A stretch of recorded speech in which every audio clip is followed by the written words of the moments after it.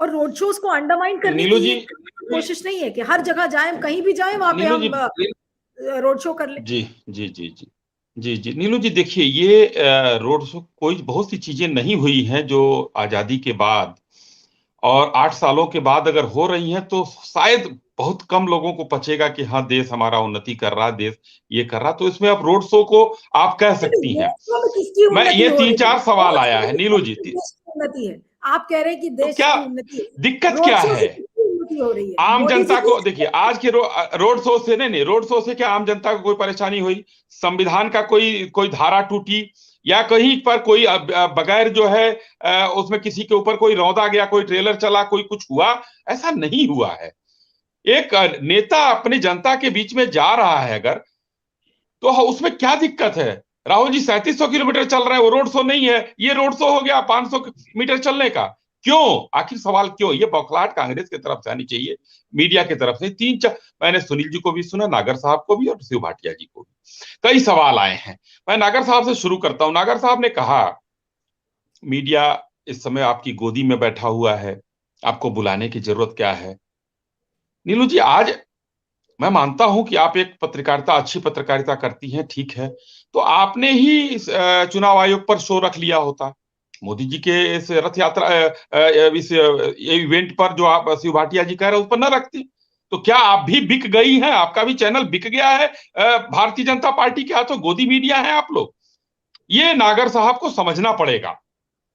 इस देश की मीडिया कहीं बिकाऊ नहीं है, और आप लोग एक पत्रकार होते हुए भी आपस में कई धड़ों में बट रहे हैं, ये शोभनीय नहीं है। अगर ना होता तो अभी ये मुद्दा ना रखती, ये मुद्दा दूसरा होता। चाहे अरविंद केजरीवाल मुद्दा होते, राहुल गांधी जी होते, या आरबीएम होता। क्यों आपने मोदी जी के रोड शो पर रख लिया? नहीं रखना चाहिए था, पहला। दूसरा, नहीं नहीं, अभी आरवीएम सवाल आए। 4 बजे, जी जी जी 4 बजे अगर हम आरवीएम की अगर डिबेट रखते तो अभी तो चुनाव आयोग की प्रतिक्रिया हमें पता नहीं है ना कुछ, हम कहां से नीलू जी, डिबेट तो कर लेंगे केजरीवाल 4 बजे? केजरीवाल जी का तो हो गया था, उन पे रख ली थी। नागर केजरीवाल साहब की को तो मैं जवाब दे रहा हूं, मैं आपको नहीं। मतलब देखिए, मेरा एक एक एक सवाल का एक एक करके पॉइंटेड मैंने नोट किया है, एक एक करके दूंगा जवाब। नागर साहब ने कहा राहुल गांधी जी 1 इंच भी लोकप्रियता बढ़ाएंगे तो मोदी जी को की कम होगी। नहीं।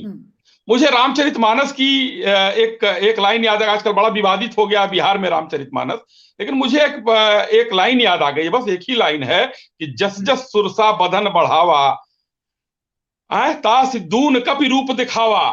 तो माननीय मोदी जी ऐसे व्यक्ति हैं कि जब कोई भी उनका विपक्षी दल का व्यक्ति थोड़ा सा आगे बढ़ेगा, शीतल जी को नमस्कार, जब कोई आगे बढ़ेगा तो वो बजरंग बली का रूप जो है, दूने वाला जो था ना, कई 1 जोजन और 2 जोजन और 5 जोजन और 10 जोजन, उस तरीके से उनका विराट रूप देखने को मिलेगा इस देश के लोगों को। आज हम तैयारी कर रहे हैं। अभी देखिए, मैं एक एक उदाहरण के साथ करता हूं। शिव भाटिया जी, 7 राज्यों के चुनाव हुए 2022 में। जनता ने 5 राज्यों में किसको चुना? भारतीय जनता पार्टी को। आपको एक राज्य में चुना, हमको भगाया नहीं, 0.9% से हमको पीछे रखा, और बाकी जगहों पर आप कैसे क्या रहे? शून्य रहे। ये आप लोगों को, अभी आपने 2-3 शब्द का यूज किया, भाड़ बाजारी और दोगलापन, मैं ये सब नहीं यूज कर रहा हूं, लेकिन आप लोग बेशर्मी के हद से ऊपर उठिए। कांग्रेस पार्टी वहां पर बंगाल में आज बेशर्मी की तरह बात पूरे देश में कांग्रेसी करते हैं। बंगाल में 0 हो गए, उसकी बात नहीं करेंगे। गुजरात में खत्म हो गए, उसकी बात नहीं करें। 0.9% से आप वहां जीते हैं, उसका डंका ऐसे आप पीटेंगे कि जैसे आप लोगों ने अश्वमेध यज्ञ जीत लिया। तो ये चीजें, आप, मैं वो शब्द जो यूज करते हैं आप लोग, ये बौखलाहट है, क्योंकि आपकी बौखलाहट नहीं है। ये जयराम रमेश जी आपके बड़े नेता हैं, वो बौखलाए तो आपका बौखलाना लाजमी है। हमारा बड़ा नेता कोई वक्तव्य देगा तो मैं भी उसमें वक्तव्य में 4 लाइन अपनी जोड़ूंगा, वो जरूर है। तीसरी बात मैं कहना चाहूंगा, ये मुंबई जा रहे हैं, सुनील जी ने कहा। माननीय प्रधानमंत्री जी मुंबई जा रहे हैं, और क्या करने जा रहे हैं? बीएमसी के चुनाव से आप जोड़ दिया आपने, लेकिन आपने उसको नहीं जोड़ा। 1964 में कांग्रेस की सरकार रहती है, एक शिलान्यास करती है एक पुल का, समुद्र पर। शिव भाटिया जी, मुझे गुरेज नहीं है कहने में कि शिलान्यास आपने किया था। 64 से लेकर और आज 2022 तक उस पर एक ईंट नहीं रखा कांग्रेस ने, क्योंकि अभी इसके पहले उनकी ही, आपकी ही सरकार थी, जब हमारी सरकार देवेंद्र फडणवीस साहब की सरकार थी उसके पहले।